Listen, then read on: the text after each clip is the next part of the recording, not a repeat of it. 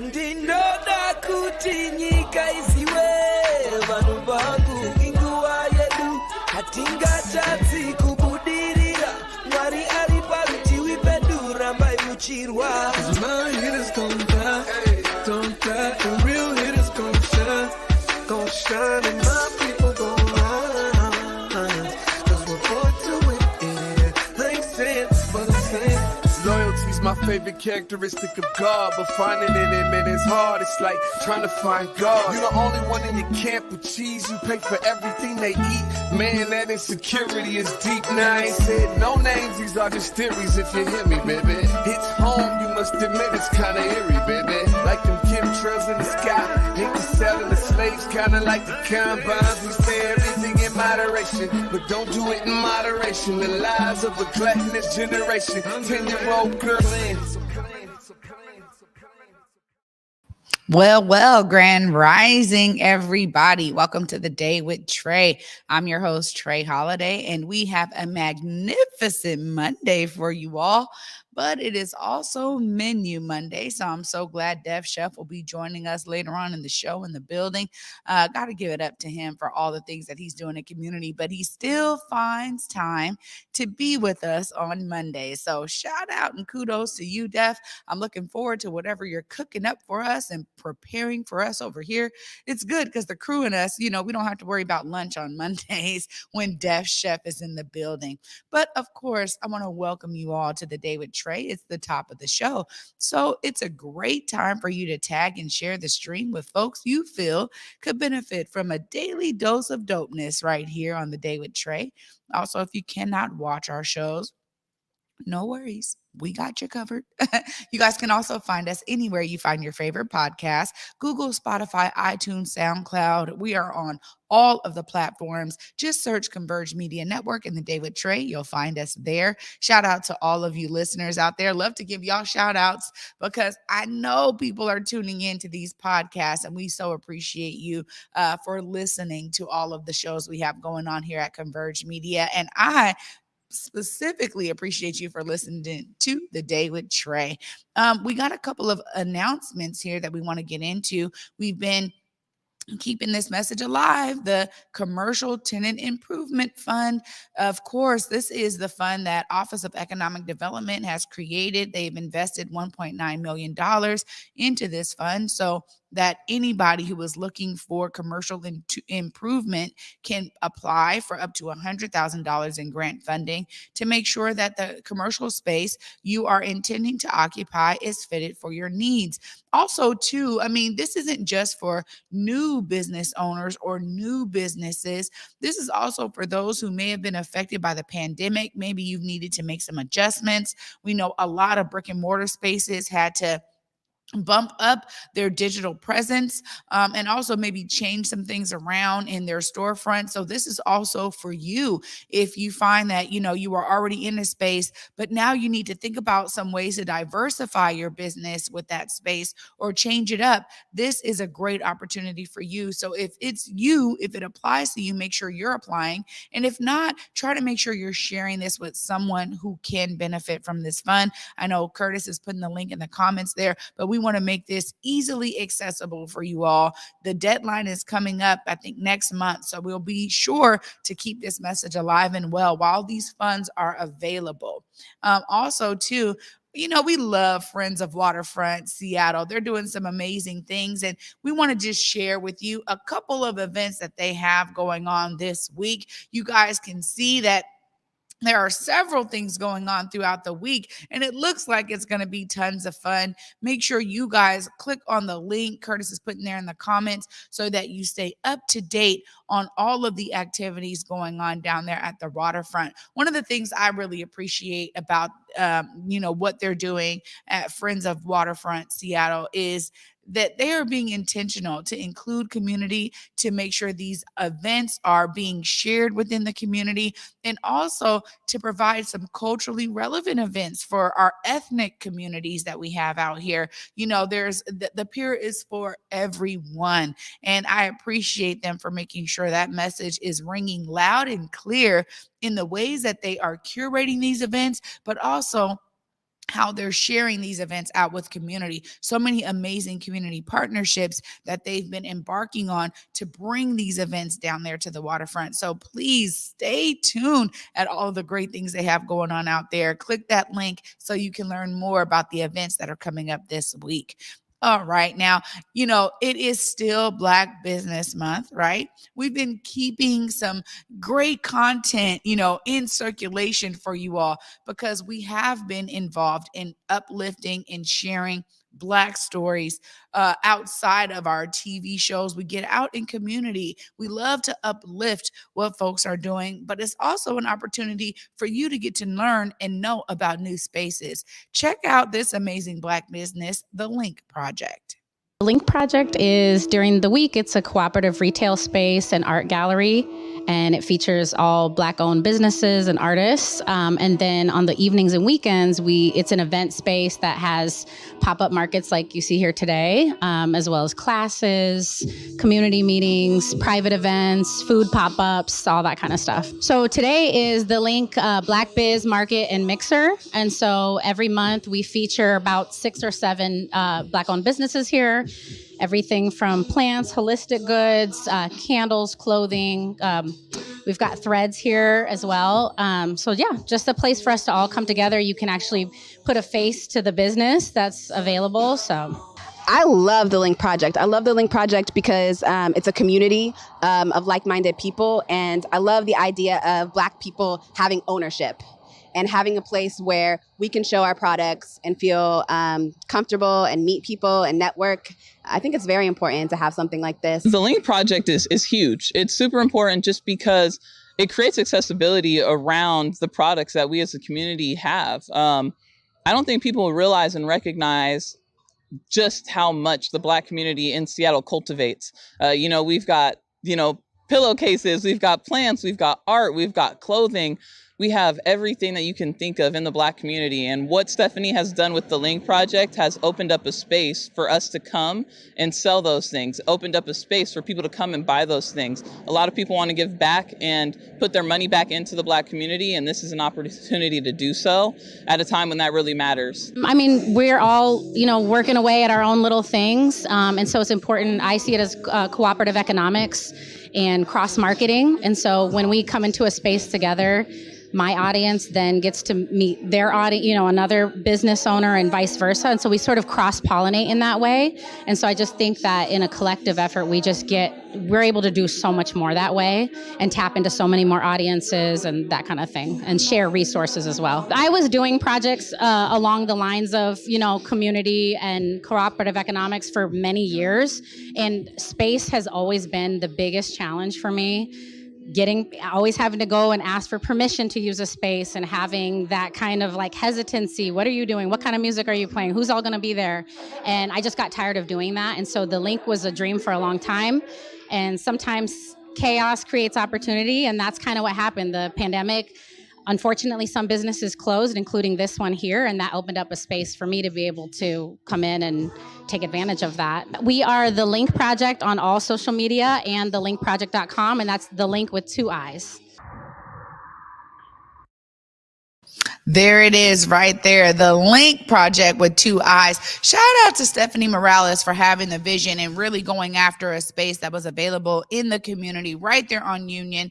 I mean, this is something that I have been able to experience multiple times with different events and also going there to just purchase products. It is really an amazing space. Just like we showed with the inside, there is a need for us to have brick and mortar space that uplifts a bunch of different Black businesses and Black vendors. That right there is the key to us showing that we have the ability to circulate these Black dollars, y'all. Trust and believe right here in our community. If you're somebody who already loves candles, you love African print fabrics, you want a nice sweatshirt, all of the things that you may be buying online outside of the community, you actually can get right here inside of the community. And shout out to the Link Project for being one of those spaces that has been intentional in providing the opportunities for a lot of our newer vendors, maybe solopreneurs that are just getting started, or maybe some that have been in business for many years, but they needed a space to occupy shelves. And the Link Project is there. They're doing great work. Shout out to the whole team that really pours into that effort. I know it takes a lot to keep brick and mortar alive, but they are doing it in a way that makes it accessible for vendors, for Black businesses. Just appreciate that space being right there in the Central District. And, this is a showcasing of how Converge has been intentional to uplift these amazing stories in our community. We weren't waiting for Black Business Month to showcase all of these. We already produced these because we knew that great stories abound within our community, and we always want to be a great conduit for sharing those stories. Well, after this short break, you guys, my brother Dev Chef is coming in the building. He's going to be talking to us about how we stay hydrated. We can use some foods to do so. He's going to be sharing us some tips right after this short break. You don't want to miss this. Stay tuned. You're watching The Day with Trae. Hey y'all, my name is Nicole Harvey and I proudly serve as the Director of Community and Family Engagement at Seattle Jazz Ed, and I'm here to let y'all know that we're getting to launch our fall programming the first week of October. So if you're a student or you know a student between the grades 4 through 12 that is interested in playing music, whether they're a beginner or they've been playing for a long time, we have saved a seat for you. For more information, please visit our website at www.seattlejazzed.org. All of our programs and classes are offered on a sliding scale tuition policy, which means that families get to choose what they pay, no questions asked. We also have free loaner instruments available for every student to use. If you have questions, you're welcome to contact us via email or by phone at programs@seattlejazzed.org or 206-324-5299. Lastly, we just want to let y'all know that we're hosting a block party on Thursday, August 25th from 5 to 8 p.m. There's going to be free food, music, and it's going to be a really good time. So for more information, please visit our website. You can also check it out on Facebook and LinkedIn as well. Thanks, y'all. Hope to see you soon. Guess what, you guys? Portland Hip Hop Week is August 20th through 27th, and Converge Media is proud to be an official partner. Of course, it's your buddy Besa Gordon here, and you already know the Converge team is literally going to head south on I-5 to celebrate hip-hop culture in the Rose City.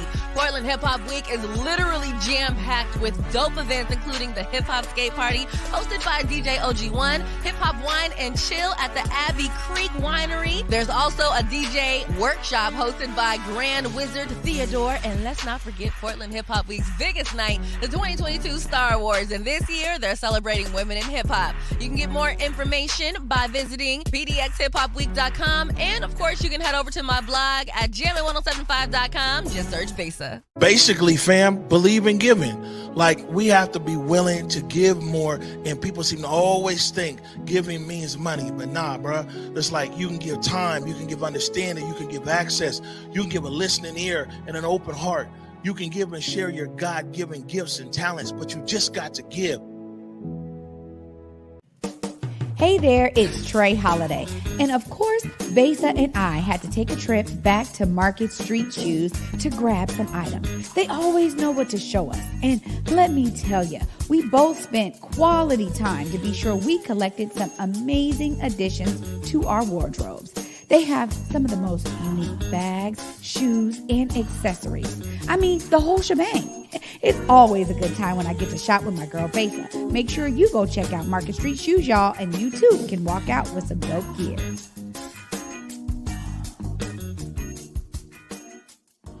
Guess what, you guys? Portland Hip Hop Week is August 20th through 27th, and Converge Media is proud to be an official partner. Of course, it's your buddy Besa Gordon here, and you already know the Converge team is literally going to head south on I-5 to celebrate hip-hop culture in the Rose City.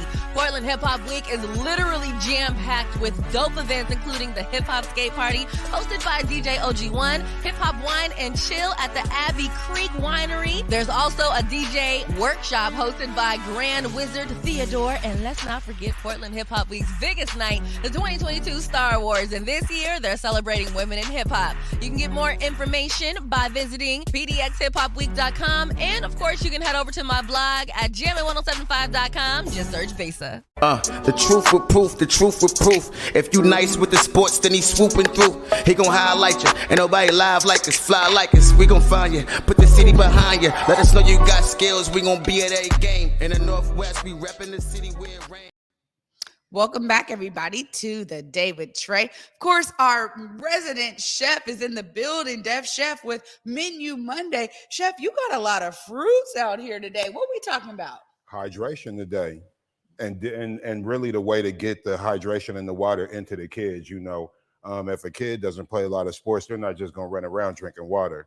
And water's expensive now. Fruit's expensive as well, but we're here to diversify. Well, you know, what I really appreciate is that fruit is a way to do it in a fun way, right? Mm-hmm. Kids don't even realize they're getting hydrated with certain fruits, but there's a lot of fruits that contain a lot of water, right? Exactly, like watermelon or like blueberries, definitely a cantaloupe, definitely an orange, a lime, you know what I'm saying, a little umami, grapes, cherries high in fiber, different style of grapes, you know, because kids like to have different varieties, and also they could get educated on the fruit. Like a lot of kids, they know what mango is, but they don't know what it is when they see it. They know what it looks like in a bag when it's sweetened up and dried or something like that, or when it comes in, you know, dessert form or something of that nature. So, you know, we're just getting them more familiar with these things, and while they're eating them, enjoying it, we could explain to them, pineapple, great source of water, great source of fiber. That's going to help with their system. You know what I'm saying? So like I just said, sometimes, you know, we got to make things work. We got a little bit of apple juice. We already know this is a high water content. This is one of the best things that you could get very next to some water. Oh, and, you know, this also allows kids to play with the food. Cut this for me. We cut this for me. Or we allow them to cut it for themselves. You know what I'm saying? They get to learn what it's like to possibly peel a grape. I'm not into doing all that stuff because I know how tedious it could be. But kids like to do that. So, you know, this is something that they could get to experiment with the food, make some mistakes, make some different cuts, because a lot of times with us, we don't have time to experiment and play with food. It's go time, right? This is how come we don't get to, you know, holidays, you better not make something that we're not used to. It's going to be a complete problem, right? So this is the time to do these type of things, maybe get something they're completely not used to. Like I could have really went exotic. I could have got dragon fruit and all type of stuff, but we just kept it basic for today. We got a cutting board out, a good sharp knife, because if you give it to them whole, this is the way you get them interested in cooking.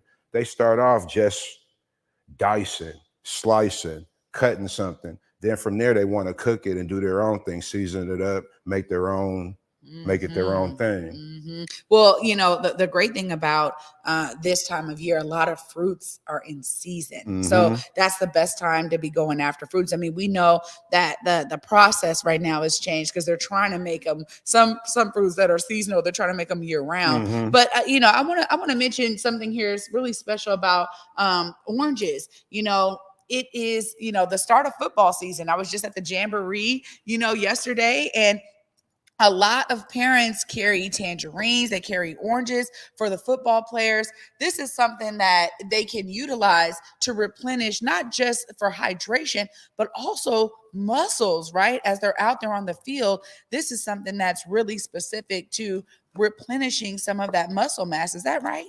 Definitely. I mean, the best way to get things to happen is to give them something that they want and something they like. And orange tastes better when you're sweating and when you're a little parched. You know what I'm saying? It's almost like having a steak at that point. So as a matter of fact, when kids are being active is a really good time to give them fruit, because it's going to quench their thirst. It's also going to help, you know, stop their hunger and whatnot. And, you know, like I said, fruit's a little expensive, but you're dealing with, this isn't for one person. This is enough fruit for 10, 15 people. Yeah. So it's a good investment. Yeah. And you know, one thing too that I will say is you were talking about having fun with fruit. You know, some people love to freeze the grapes, right? Like Yes. that's like something that's really fun too, because you can utilize these fruits in different forms. I mean, freezing, smoothies. Talk about how we can kind of diversify from just eating it whole. Oh, well, I mean, you could use it as a garnish. You can, like you said, you could juice it. You could use it to emulsify. You could use it as flavoring. You could use it as coloring, right? You know, you thin it out a little bit. There's so many different uses. You could turn it into a dessert of some sort. Like I said, you could cook with it. Like you could turn this into compote. I really wouldn't cook with melon, but you could cook with mango. You could make skewers and different things with these. Obviously, we cook with cherries. You know, even apple juice, you could reduce it, season it up, and use it for a glaze for food or whatever. It's all about anything you could think of with this. You could do it, and we all know a pineapple is like the MacGyver of fruit. we even use the outside as balls. We use it for everything. Yeah. See, that right there is something that I'm loving to see, because I've been seeing people do some frozen things, or where they use a melon baller, right? Scoop out the melon and then they use that as ice cubes in a drink or something, like a summer lemonade, right? So we do that right now. Right? We freeze the grapes, we put it in the lemonade. When we drink all the lemonade up, we be greedy, and now we have grapes to eat. And it kind of balances it out, right? We had the lemonade, now we got these good, healthy grapes that have been sitting in the lemonade. Or you could do it with berries. You could do it with all this stuff. Got some nice, beautiful blueberries right here. Well, also too, I mean, when you're talking about freezing things, so for me, I love a good sorbet. That moves into how you can utilize a lot of these things for sorbet as well, because the kids love that. Then they don't even realize they're getting all of the benefits of the fruit, but now it's in this frozen treat. That's like a new way of them exploring the fruit as well, right? Yeah, a lot of times if you give a kid something healthy and it's good and you don't relate it to health, they're just going to think they have a good treat. They're not going to really realize they're eating healthy. Yeah. And you know, because fruits often have the sweet property, I love to be able to do different things with fruit and turn it into candy for the kids. I mean, like, again, you were talking about dried fruit. When we talk about mangoes, there's a lot of different things that you can dry, necessarily let them sit out, do a dehydration process on it. Now you kind of got like a fruit lather almost for the kids. That's something a little bit more chewy, right? Has an extra bite. That's the original candy. The original candy is using something that is a product of fruit, right? The first candies that came out were modeled after the flavors of fruit. The most popular candies are modeled after the flavors of fruit. That's just what it is. So yeah, the idea of fruit being, you able to use it in a diverse manner, all the way up to being candy's been around for decades. It's an old concept. Well, okay, you got the cutting board here. You've already sliced the orange. Some folks may be wondering, what are some of the best ways to get in some of these larger melons? Because I think a lot of us can have a different method of cutting. Maybe you could show us, with maybe the watermelon, what is one of the most simplest methods for folks to just kind of get into it and have something really great to give out to kids? Okay, well, the most simple method where you could get it to the kids in an easy fashion, you just cut it in half. Some people like to cut a little slice right here, right? This allows it to not roll. Then you might cut the ends off. Some people just go. It doesn't really matter. There's no wrong or right way. I cut the ends off because you're not going to eat that. You got a trash somewhere to put this? Yeah. We'll grab the trash for All right. it. And we go right down the middle. Right. So you could do this one or two ways, or there's not one or two ways. There's many ways, but the primary way right now, you could just go straight across where you eat the watermelon like that, or you could cut it down the middle and you could get a triangle. So I'll cut down the middle. It's easier for me right now to rotate because we're working with limited space. And you just do a nice clean cut. There's no need for you to do that. It's harder to do that to saw than to just go straight through. And there it is. You got perfect slices. Oh, yes. You know what I'm saying? You know, the middle is This looks like a always great one. Yeah. And you know, we could give it another cut. Now we have. Well, tell us, you got to have a method for picking a great melon. I've heard people talk about thumping it. They got to hear that hollow sound. What do you do when you're out there shopping to pick a great one like this? This is a great one. I'm going to be so real with you, Trae Holiday. I like to deal with the brand, right? Because certain brands are more likely to be a good quality than other brands, like for a watermelon. These smaller ones are really good, or a Hermiston brand from Hermiston, Oregon. We could do the thumping. We could do all that stuff. Like, to be honest, I think I'm a little out of tune with that.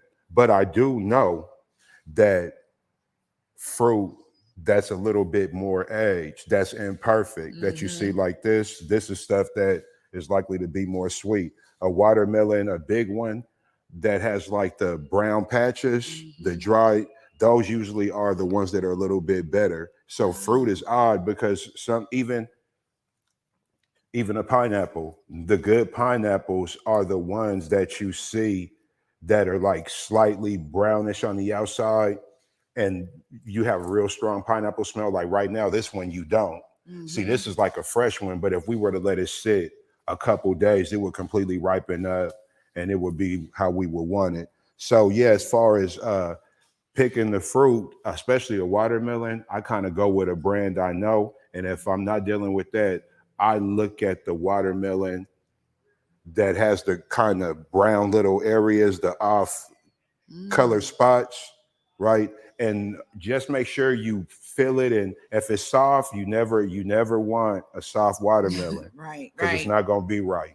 Well, you're mentioning something that's so key when it comes to certain fruits, especially ones like melons, even mango. There's something that's really particular about when you cut into it, because if you let it sit for a couple of days, like you said, then maybe you're going to get exactly what you want versus trying to rush the process of some of these fruits, because when they're in their sweet pocket, right? Because then they can go over too. If you let it sit for too long, it's no good. But if you get it in that sweet pocket, you got to understand, like, that's the time to cut open to it. This right here was a great time to cut it to the watermelon. I mean, you guys, I'm telling you, this is crisp. It is good. It's sweet. It's all the things you want out of a watermelon, because I can't stand a mushy one, bro. Me neither. Me neither. When look, as soon as it happens, it's gone. Oh yeah.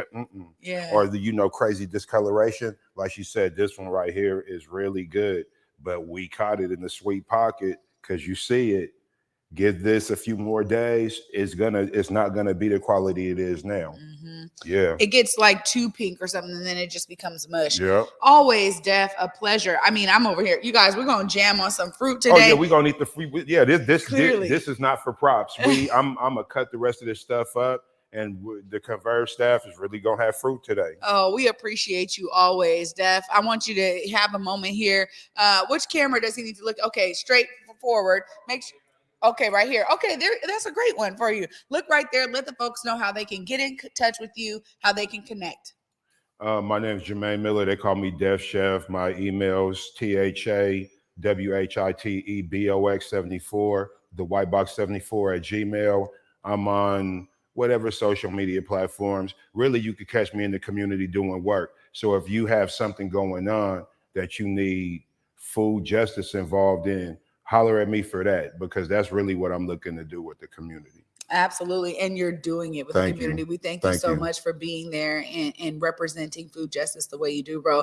You're everywhere. I don't know how you do it, but thank you so much for spending time with me on Mondays. Always. I love it. Yeah, you guys. I look forward to seeing you on Mondays. This is the exciting thing. Def is now, for a minute it was every other Monday. Def's like, no, I'm coming every Monday. He got stuff for us every Monday. Thank you so much, brother. Make the time. Absolutely. Well, you guys heard it right there. Def Chef is available, of course. For me, I just love being able to spotlight and update Black businesses and Black folks doing amazing things, and folks within our community, outside of our community, doing amazing things, so you all can be inspired to see yourself as a part of the solution. Clearly, Def said, look, me being a chef, me cooking for the community is how I'm going to do it. He's been doing it for many, many years and will continue to do so.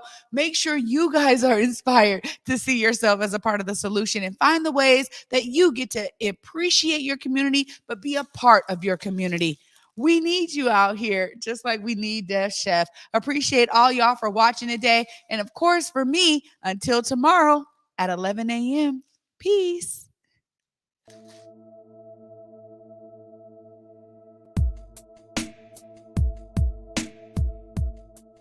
Converge Media produces culturally relevant content for Black and urban audiences.